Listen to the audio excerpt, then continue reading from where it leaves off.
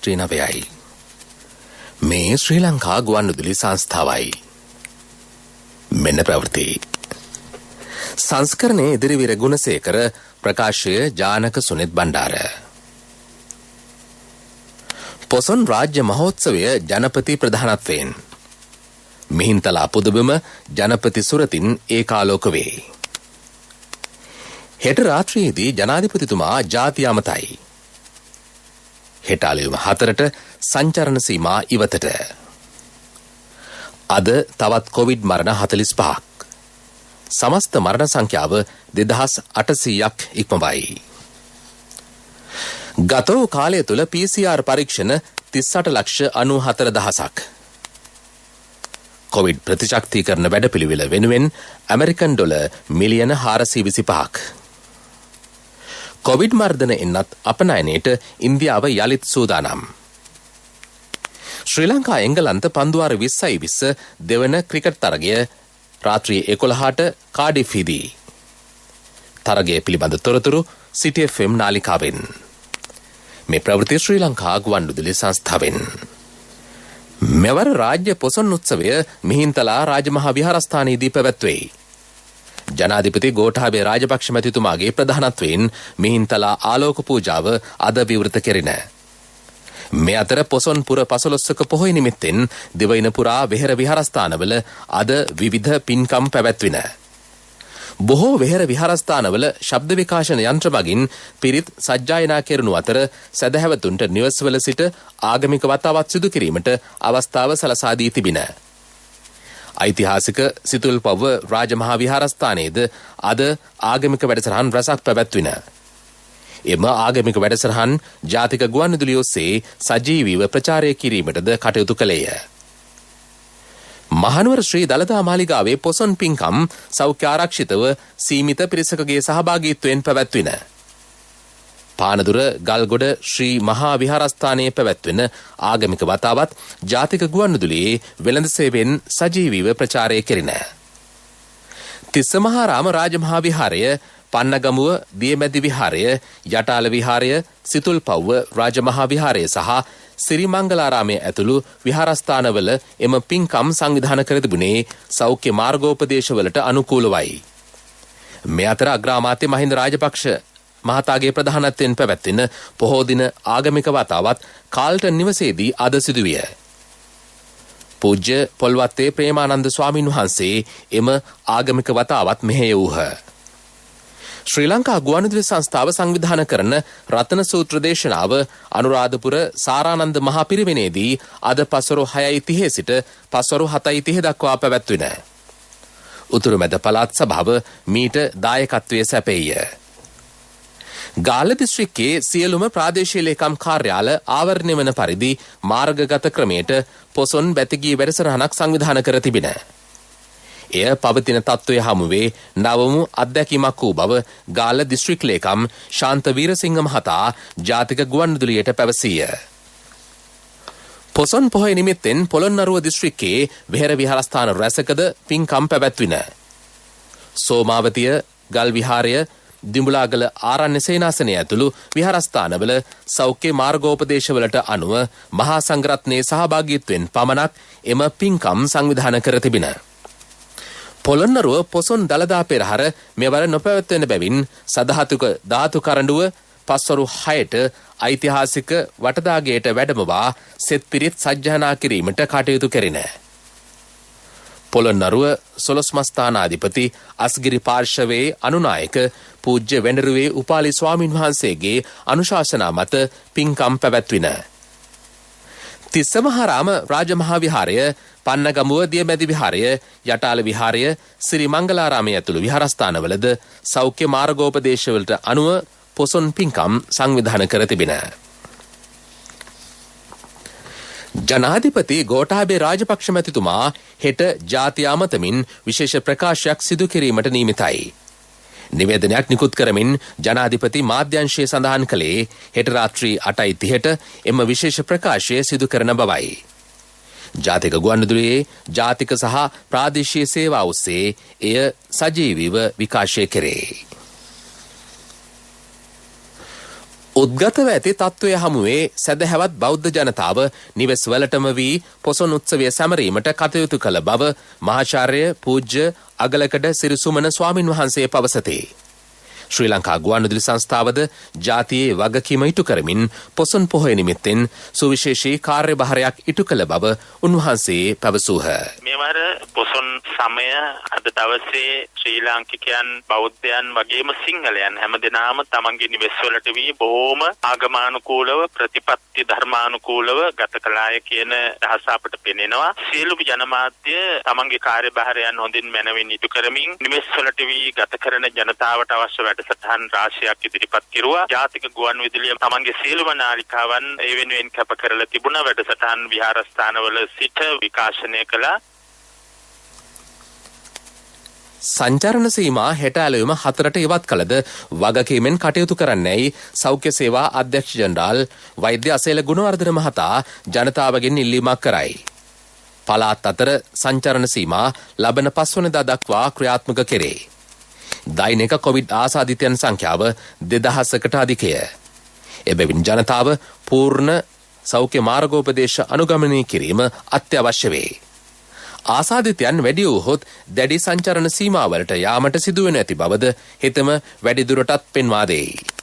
මීට ප්‍රථමත් ආයෝජන කලාපවල කර්මාන්ත කීපයකම රෝගීන් වාර්තා වුණා. මේ දිනවලත් ඒ රෝගීන් වාර්තා වෙනවා. අද දින අවිස්සාවෙල්ල සීතාවකපුර ආයෝජන කලාපයේත් ඒ වගේම කොග්ගල උතුරු නැගෙනහිර සමාන ස්ථානවල මේ සඳහා සයිනෝෆාම් එන්නත ලබා දීම ආරම්භ කරලා තියෙනවා. ඉදිරියේදී ලැබෙන එන්නත් වලින් එම ආයෝජන කලාප සඳහා එන්නත් ලබා දීමට අපි බලාපොරොත්තු වෙනවා.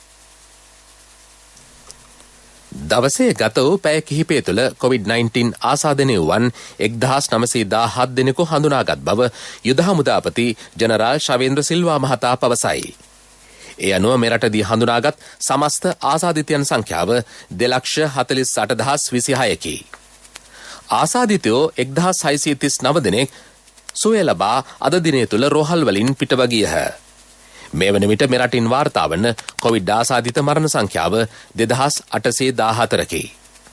අද දිනය තුළ තවත් කොවිඩ් මරණ 45ක් සෞඛ්‍ය සේවා අධ්‍යක්ෂ ජනරාල්වරයා තහවුරු කර ඇත. මේ ප්‍රවෘත්ති ශ්‍රී ලංකා ගුවන්විදුලි සංස්ථාවෙන්.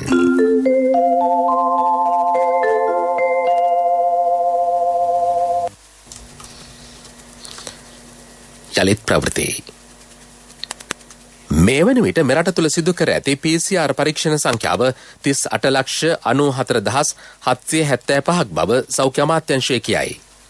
පසුගිය මාසය තුළ පමණක් සිදු කර ඇති PCR පරීක්ෂණ සංඛ්‍යාව 7,12,515කි. ජූනි මාසයේදී PCR පරීක්ෂණ 4,00,000කට අධික සංඛ්‍යාවක් සිදු කර ඇත.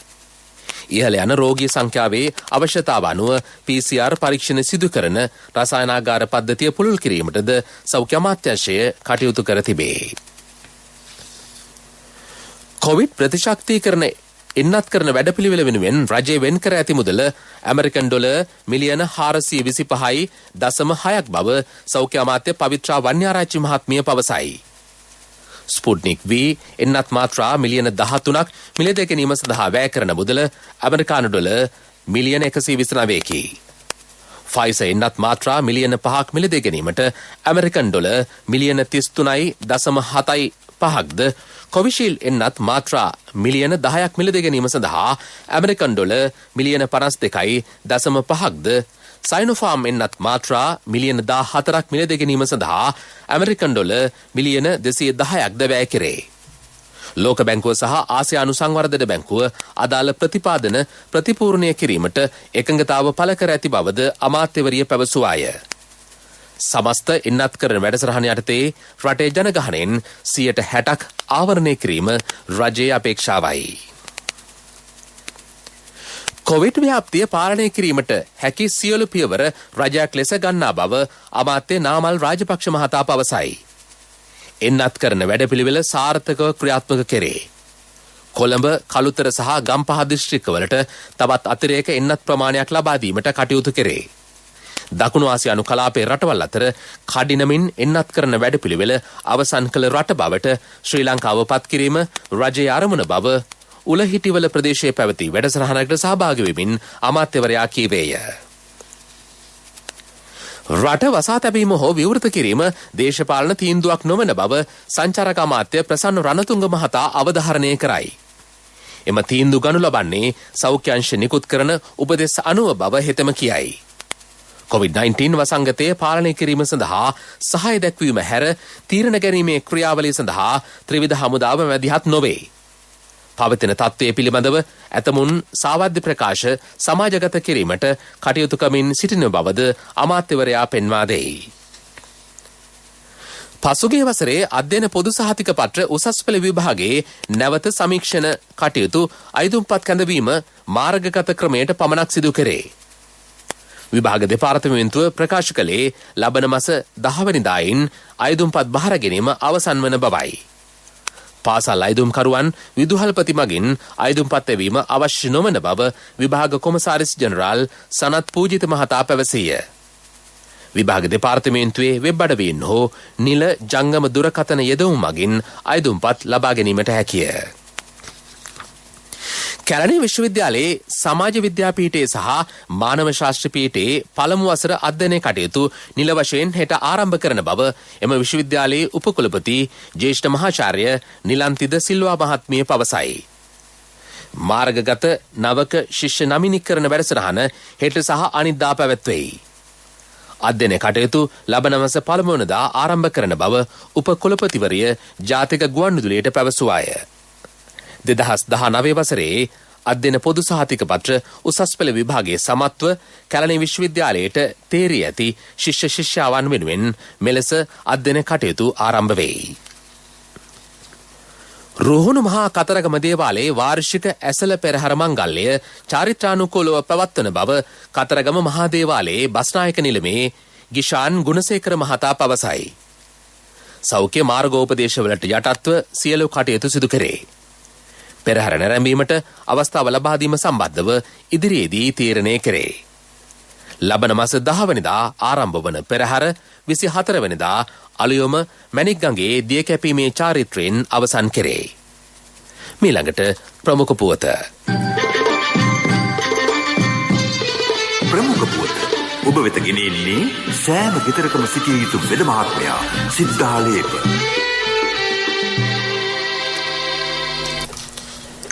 වරදකරුවන්ට සමාව දීමට රාජ්‍ය නායකයාට ඇති බලය සම්බන්ධව සමාජයේ විවිධ මත පළවෙමින් පවතී.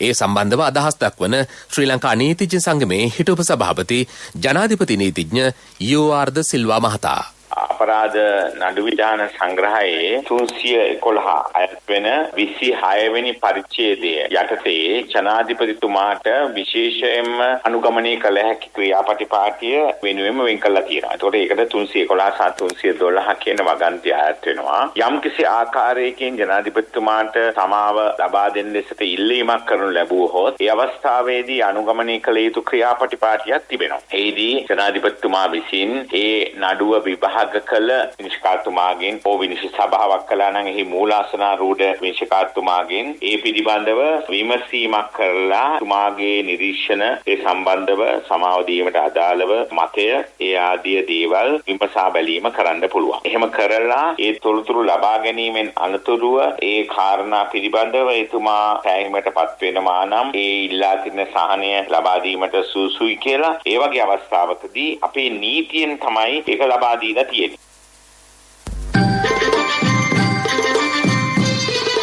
ප්‍රමුඛ පුවත ඔබ වෙත ගෙන ආවේ සෑම ගෙදරකම සිටිය යුතු වෙද මහත්මයා සිද්ධාලේප. සත්‍ය හඬ අවධානය පිණිසයි.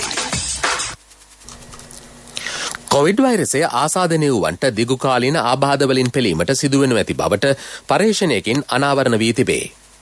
තේට්ටුව, කැස්ස, පපුවේ වේදනාව, හිසරදේ මෙන්ම මාංශපේශිවල වේදනාව එලෙස ඇතිවන දිගුකාලීන ආබාධ ලෙස හඳුනාගෙන තිබේ. තේට්ටුව, කැස්ස, පපුවේ වේදනාව, හිසරදේ මෙන්ම මාංශපේශිවල වේදනාව එලෙස ඇතිවන දිගුකාලීන ආබාධ ලෙස හඳුනාගෙන තිබේ. සෞඛ්‍ය මාර්ගෝපදේශ අනුගමනය කිරීමට ජනතාව කටයුතු නොකළහොත් තවදුරටත් රෝගය සීඝ්‍රයෙන් ව්‍යාප්ති විය හැකි බව සෞඛ්‍ය අංශ පෙන්වා දෙයි. ජනතාව සිය වගකීම නිසි පරිදි ඉටු කිරීමෙන් තමා මෙන්ම රටද ආරක්ෂා වන බව රාජ්‍ය අමාත්‍ය සුදර්ශනී ප්‍රනාන්දුපල්ලේ මහත්මිය පවසන්නීය. සමස්ත මහජනතාවගේ විශේෂ අවධානය පිණිසයි. විදෙස් පුවත්.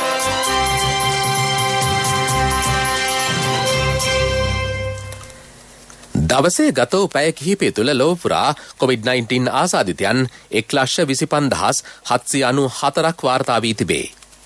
රුසියාවෙන් වාර්තා වී ඇති ආසාදිතයන් සංඛ්‍යාව 20,182කි.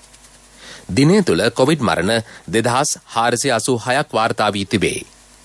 දිනේ වැඩිම මරණ සංඛ්‍යාවද රුසියාවෙන් වාර්තා වෙයි. කොවිඩ් මර්ධනයෙන්වත් අපනයනය සඳහා ඉන්දියාව යළිත් සූදානම් වේ. අගෝස්තු මාසයේ සිට එම වැඩපිළිවෙල ක්‍රියාත්මක කරන බව ද හින්දු පුවත්පත වාර්තා කරයි. ශ්‍රී ලංකාව, බංග්ලාදේශය හා නේපාලය යන රටවල් මේ වන විටත් ඉන්දියාවෙන් කොවිඩ් ප්‍රතිශක්තිරණ එන්නත් ඇනෝම් කර තිබේ. පිරසර සංවර්ධනයක පුවත් සම්පින්ඩනය සංවර්ධන පුවත්.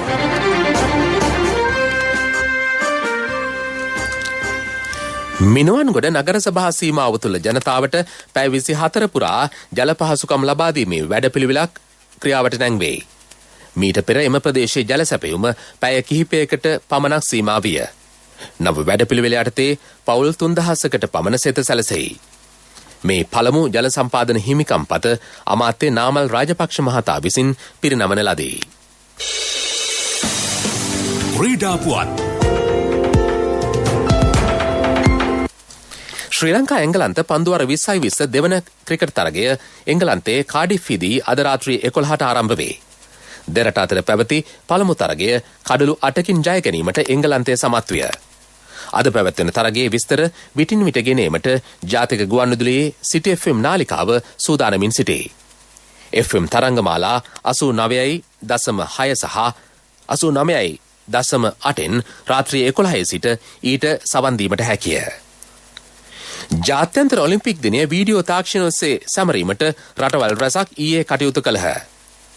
එක් වී එකමුතුව කටයුතු කරමු යන්න මෙවර ජාත්‍යන්තර ඔලිම්පික් දිනයේ තේමාවයි. ජාත්‍යන්තර ඔලිම්පික් දිනයට සමගාමීව ටෝකියෝ ඔලිම්පික් ගීතයද එළි දැක්වින. ව්‍යාපාරික පුවත් ඔබ වෙත ගෙන එන්නේ NSB ගෞරව ප්‍රශංසා. ඔබේ මුදලට සුරක්ෂිතම ස්ථානය ජාතික ඉතිරි කිරීමේ බැංකුව. ආර්ථික වාසි ලබා ගැනීම වෙනුවෙන් රාජ්‍ය ප්‍රතිපත්ති පාවා දීමට සූදානම් නැතැයි රාජ්‍ය අමාත්‍ය අජිත් නිවාඩ් කබ්‍රාල් මහතා පවසයි. GSP බදු සහනය ලබා ගැනීමට රට පාවා දීමට වත්මන් රජය සූදානම් නැත. අභියෝග මධ්‍යය වුවද කොටස් වෙළඳපොළ ස්ථාවරව පවත්වා ගැනීමට කටයුතු කෙරේ. නිසි වෙළඳපොළ නියාමන ක්‍රමවේදයක් නොමැති බවට ඇතමුන් ගෙන යන චෝදනා අසත්‍ය බවද හෙතෙම පෙන්වා දෙයි. ව්‍යාපාරික පුවත් ඔබ වෙත ගෙන ආවේ රට වෙනුවෙන් විශිෂ්ට සේවයක් සිදු කළ ජ්‍යෙෂ්ඨ පුරවැසියන් වූ ඔබට පිදෙන උත්තමාචාරයක් ලෙස ජාතික ඉතිරි කිරීමේ බැංකුව NSB ගෞරව ප්‍රශංසා හඳුන්වා දුන්නා. දැන් NSB ගෞරව ප්‍රශංසා සමගින් 6.75ක අවම පොලියක් යටතේ මිලියන 5ක් දක්වා ණය මුදලක් පැය 2කින් ලබා ගන්න. විශ්‍රාමික රාජ්‍ය සේවක ඔබට වයස අවුරුදු 75 දක්වා ගෙවීමේ පහසුකම්ද සහිතයි. ග්‍රිබ් වාර්තා අනවශ්‍යයි. NSB ගෞරව ප්‍රශංසා ඔබේ මුදලට සුරක්ෂිතම ස්ථානය ජාතික ඉතිරි කිරීමේ බැංකුව.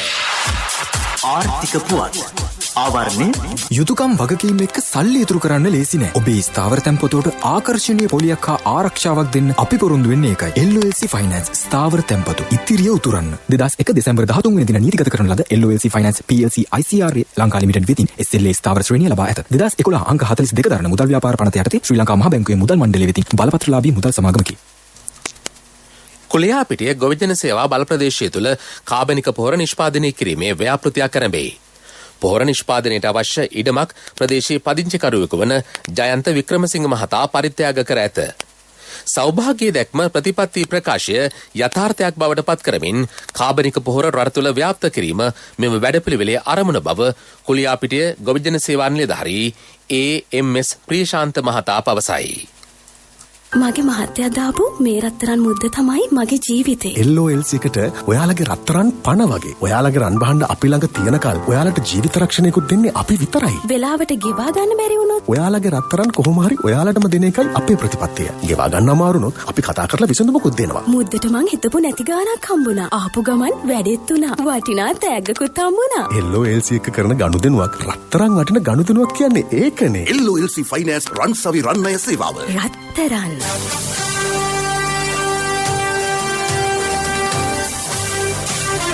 කාලගුණ වාර්තාව ඔබ වෙත ගෙන එන්නේ සයුරු දීවර කාලගුණ තොරතුරු සේවාව. ඔබගේ ප්‍රදේශයට අදාළ කාලගුණ තොරතුරු නොමිලේ එසැනින් ඔබේ ඩයලොග් දුරකථනයට 828 අමතා ලියාපදිංචි වන්න. දීවර හා ජලජ සම්පත් දෙපාර්තමේන්තුව සහ කාලගුණ විද්‍යා දෙපාර්තමේන්තුවේ ඉදිරිපත් කිරීමකි. සයුරු සමග සුරැකීම. සබරගම පළාතේ සහ මහනුවර හා නුවරඑළිය දිස්ත්‍රික්කවල විටින් විට වැසි ඇතිවන බව කාලගුණ විද්‍යා දෙපාර්තමේන්තුව පවසයි. නැගෙනහිර සහ ඌව පළාත්වල ස්ථාන කිහිපයක රාත්‍රී කාලයේදී වැසි හෝ ගිගුරුම් සහිත වැසි ඇතිවේ. සබරගම පළාතේ මහනුවර සහ නුවරඑළිය දිස්ත්‍රික්කයේත් ඇතැම් ස්ථානවලට මිලිමීටර 50කට වඩා වැඩි තරමක තද වැසි ඇතිවීමට හැකිය.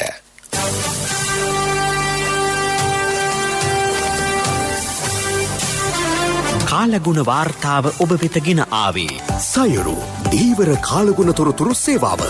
ඔබගේ ප්‍රදේශයට අදාළ කාලගුණ තොරතුරු නොමිලේ එසැනින් ඔබේ ඩයලොග් දුරකථනයට 828 අමතා ලියාපදිංචි වන්න. දීවර හා ජලජ සම්පත් දෙපාර්තමේන්තුව සහ කාලගුණ විද්‍යා දෙපාර්තමේන්තුවේ ඉදිරිපත් කිරීමකි. සයුරු සමග සුරැකීම. අපගේ මෙම ප්‍රවෘත්ති ප්‍රකාශයට www.slbc.lk වෙබ් අඩවි ඔස්සේද සවන් දීමට හැකිය. දැන් දවසේ සටහන.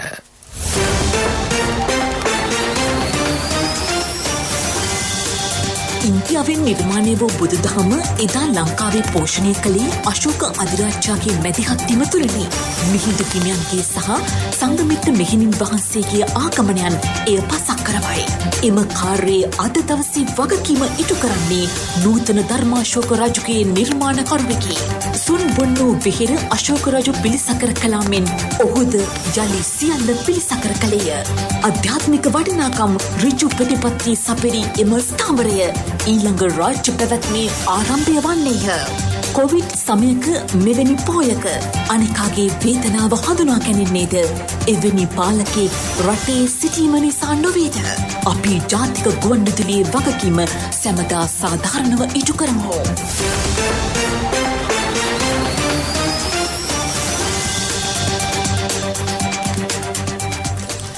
යලි සිරස්තල පොසොන් රාජ්‍ය මහෝත්සවය ජනපති සහභාගීත්වයෙන් මිහින්තලා පොදුබම ජනපති සුරතින් ඒකාලෝක වේ. හෙට රාත්‍රියේදී ජනාධිපතිතුමා ජාතිය අමතයි. හෙට අලුයම 4ට සංචරණ සීමා ඉවතට. අද තවත් කොවිඩ් මරණ 45ක්. සමස්ත මරණ සංඛ්‍යාව 2800 ඉක්මවයි. ගත වූ කාලය තුළ PCR පරීක්ෂණ 38,94,000ක්. කොවිඩ් ප්‍රතිශක්තිකරණ වැඩපිළිවෙල වෙනුවෙන් ඇමරිකන් ඩොලර් මිලියන 425ක්. කොවිඩ් මරණ එන්නත් අපනයනයට ඉන්දියාව යළිත් සූදානම්. ශ්‍රී ලංකා එංගලන්ත පන්දුවාර 2020 දෙවන ක්‍රිකට් තරගය රාත්‍රී 11ට කාඩිෆ්හිදී. තරගය පිළිබඳ තොරතුරු City FM නාලිකාවෙන්. අපේ මීළඟ ප්‍රධාන ප්‍රවෘත්ති ප්‍රකාශය හෙට උදෑසන 6ට. රාත්‍රී ප්‍රවෘත්ති සමාප්තයි. ඔබට සුබ රාත්‍රියක්.